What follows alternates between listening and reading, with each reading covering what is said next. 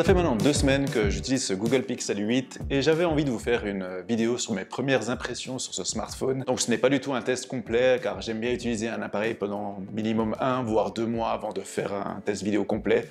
D'ailleurs je ferai de même avec le Pixel 8 Pro et aussi avec la Pixel Watch 2 que je teste également en ce moment. J'ai investi sur toute la dernière gamme Pixel, donc abonnez-vous et pressez sur la cloche de notification pour ne pas manquer mes futures vidéos sur ces produits. Donc sur cette vidéo, je vais vous parler des points positifs et négatifs que j'ai pu voir pendant ma petite période avec ce smartphone. Je vais également vous partager les différences notables que l'on peut avoir avec le Pixel 7 de l'année dernière et également les différences avec le modèle Pro sur le papier. Et finalement, bien entendu, je vais vous dire si ce Pixel 8 vaut le coup pour son prix de 799 €, qui est 150 € de plus que le Pixel 7 l'année passée, et si cette augmentation est justifiée. Allez, c'est parti!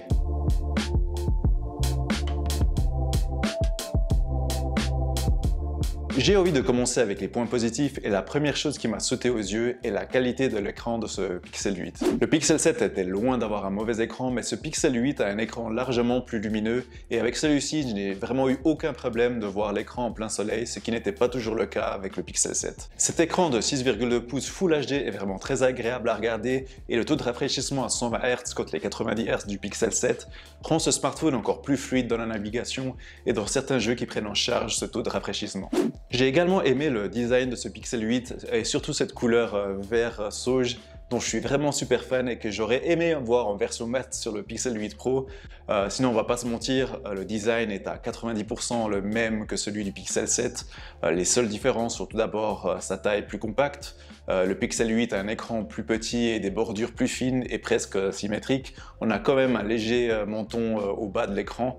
Donc tout cela fait que le Pixel 8 est plus petit que le Pixel 7 et moi qui aime les smartphones compacts, je suis assez content de ça. Sinon le design est globalement plus poli et amélioré cette année. La prise en main est meilleure grâce à ses contours plus arrondis et sa meilleure finition, notamment entre les tranches et le verre à l'arrière qui ont une meilleure transition par rapport au Pixel 7 qui lui était un peu coupant au toucher. Et encore une fois, je suis personnellement super fan de ce format plus compact. Entre 6,1 et 6,2 pouces, c'est pour moi la taille idéale pour éviter d'avoir un smartphone géant tout en pouvant profiter confortablement de contenu vidéo. J'ai vraiment eu une super prise en main et le Pixel 8 peut confortablement entrer dans une poche de jeans. Je suis heureux d'annoncer que j'ai pour l'instant eu une bonne autonomie sur ce Pixel 8. C'était un des points faibles du Pixel 7 et ici, c'est une des choses qui a été améliorée. Je pense que c'est tout d'abord grâce à la batterie qui est légèrement plus grosse malgré la taille plus petite du téléphone et aussi le processeur Tensor G3 qui paraît gérer l'énergie de manière plus efficace. D'ailleurs, en parlant de gestion énergétique, la gestion de la surchauffe a été améliorée et je n'ai pas eu affaire avec un appareil chaud bouillant comme j'ai pu avoir avec le Pixel 7. Pour en revenir à l'autonomie, je peux tenir en général une journée en utilisation normale avec un temps d'écran d'environ 5h30 avec tout activé, donc la 5G et l'écran à 120 Hz par exemple. On aura tous des autonomies différentes, mais à titre de comparaison, j'obtenais difficilement 4 heures de temps d'écran avec le Pixel 7 pour le même type de journée. Autre point positif de ce Pixel 8, c'est la caméra qui est toujours un plaisir à utiliser. Ce n'est maintenant plus une surprise car Google nous a habitués à proposer un algorithme photo très poussé qui permet facilement de prendre d'excellentes photos. Mais pour être honnête, je n'ai pas remarqué de grosses améliorations en photo par rapport au Pixel 7 qui faisait déjà d'excellentes photos. Il y a toujours cette touche pixel dans la gestion des contrastes qui personnellement me plaît beaucoup et ça reste pour moi les seuls appareils qui arrivent le mieux à prendre en photo des sujets en mouvement comme mes chiens par exemple et à exposer leur pelage noir correctement. Et ça, même les Galaxy S23 Ultra et les iPhone 14 Pro avaient beaucoup de difficultés à le faire.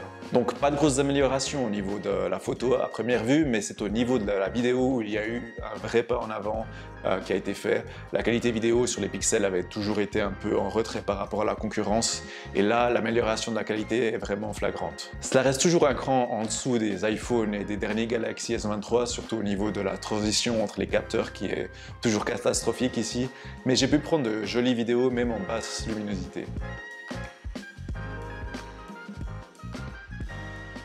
Le point fort des Pixel a toujours été leur logiciel. Personnellement, c'est ma surcouche Android préférée et Google a ajouté quelques nouveautés bienvenues avec notamment plus de personnalisation qui est justement le point où le logiciel a le plus de marge de progression à mon avis. Maintenant, on peut enfin personnaliser l'écran de verrouillage avec un choix d'horloge. On peut également changer les boutons d'accès rapide même si le choix reste limité pour l'instant. Mais la vraie nouveauté du logiciel est l'implémentation d'outils utilisant l'intelligence artificielle pour la retouche de photos. Le plus impressionnant pour moi était l'outil Best Take qui permet de changer les visages lors d'une photo de groupe par exemple. En résumé, ça va prendre plusieurs photos sur le moment et vous pourrez ensuite sélectionner par personne le visage le plus adapté pour le moment, comme changer le visage d'une personne qui fermait les yeux par exemple. Il y a aussi Magic Editor qui est en quelque sorte la gomme magique améliorée qui permet grâce à l'IA générative d'effacer un objet ou de le remplacer. Alors cela fonctionne la plupart du temps quand c'est une photo pas trop compliquée, mais l'interface et l'expérience n'est vraiment pas incroyable. C'est très lent et c'est surtout pas très intuitif, on a vraiment l'impression que l'outil est toujours en stade bêta, mais c'est un outil qui peut être très utile. Et finalement, il y a Audio Eraser, je me rappelle plus du terme en français, qui est un outil qui va analyser les sons ambiants de vos vidéos et les séparer, et on pourra les supprimer ou modifier leur intensité pour retoucher le son d'une vidéo. C'est très utile si vous voulez supprimer le bruit du trafic d'une vidéo par exemple. Google a également promis l'arrivée de nouvelles fonctionnalités liées à l'IA comme l'inclusion de Bard, qui est le chat GPT de Google, dans Google Assistant. Il y aura aussi d'autres fonctionnalités dans le futur, mais certaines sont exclusives au modèle Pro, et je préfère en parler lors de mon futur test complet. Mais la plus grosse promesse de Google au niveau du logiciel est la garantie de 7 ans de mise à jour du système d'exploitation et des mises à jour de sécurité. 7 ans, c'est vraiment énorme et je ne sais pas qui aura encore un Google Pixel 8 en état d'usage en 2030, surtout qu'il faudrait un programme de remplacement de batterie pour que cela fasse vraiment sens à mon avis, mais on va vraiment pas se plaindre. J'ai pour l'instant eu une expérience assez positive avec ce Pixel 8 et cela a été dans l'ensemble un vrai plaisir à l'utiliser.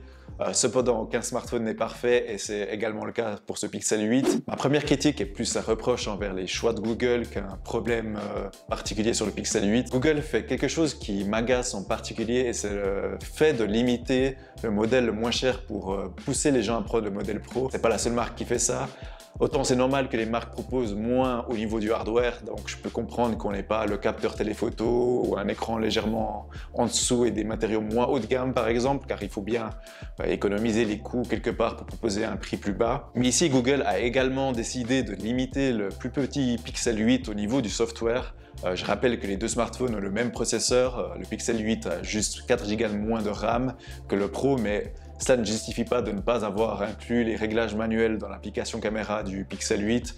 Le Pixel 8 Pro a également la possibilité de prendre des photos haute résolution de 50 mégapixels, alors que ce n'est pas le cas du Pixel 8, alors qu'ils ont le même capteur photo principal de 50 mégapixels justement. Donc là, c'est clairement un choix marketing de Google et non une limitation technique. De plus, Google a annoncé Video Boost, qui est un traitement spécial des vidéos par l'intelligence artificielle, qui va en gros améliorer vos vidéos via les serveurs de Google, et là aussi ce sera limité au modèle Pro alors que c'est du cloud.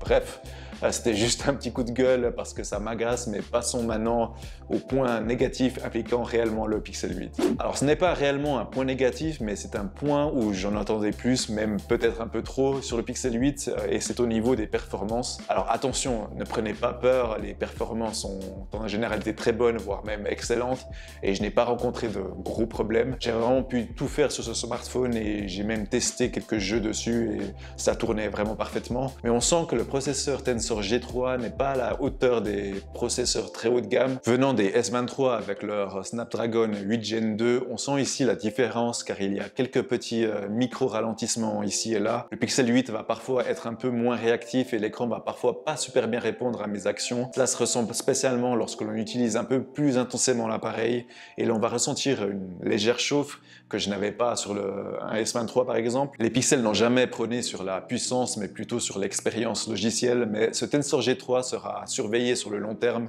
et spécialement lorsque l'on aura le retour de l'été, ce qui avait été totalement dévastateur sur mon Pixel 7 Pro. De plus, ce Tensor G3 est censé garder le cap pendant au moins 7 ans, donc on verra ce qui se passe. Autre point à surveiller qui n'a pas vraiment affecté les performances dans mon utilisation, mais je me devais de le signaler, j'ai constaté que les Pixel 8 et Pixel 8 Pro ont rarement le signal Wi-Fi au max à mon domicile, alors qu'il n'y a jamais eu de souci sur tous les autres smartphones. Je n'ai pas vraiment ressenti de connexion plus lente ou quoi que ce soit, mais c'est quelque chose que j'ai remarqué. Là, c'est un vrai point négatif. Cette année, on a toujours une charge lente. Cela fait des années que c'est le cas et Google a décidé de conserver une charge de 23 watts max. C'est moins un problème que l'année passée car le Pixel 8 tient en général la journée, mais c'est un peu décevant lorsque l'on a des smartphones qui proposent bien mieux pour ce prix. Surtout que ces 23 watts sont seulement atteints au pic de recharge et j'ai constaté que cela ne dure pas très longtemps. J'ai un câble qui mesure les watts et j'ai pu voir qu'après avoir atteint ce pic, cela descend assez vite autour des 18 watts. Du coup, une charge de 0 à 50% prend environ 30 minutes, mais ça va prendre environ 1h15, 1h20 pour passer de 0 à 100%. Dernier petit reproche qui finalement reprend un peu mon premier point négatif, et c'est peut-être uniquement mon avis, mais je trouve frustrant que l'on ne puisse pas avoir un petit modèle pro. Je sais bien qu'il y a 300 € de différence, mais je trouve que c'est dommage que l'on ne puisse pas avoir la meilleure technologie sur les smartphones plus compacts. Google n'est pas le seul à faire cela, car Samsung fait de même avec les Galaxy S, et il doit sûrement y avoir une raison business, mais j'aimerais beaucoup que Google copie Apple sur ce coup avec ses modèles pro en proposant pratiquement le même smartphone en plus petit. Car au final, je trouve que ce Pixel 8 ressemble un peu trop à un Pixel 7a par exemple, même s'il reste tout de même globalement supérieur. Enfin, c'est mon avis, je peux avoir tort, en tout cas dites-moi ce que vous en pensez en commentaire.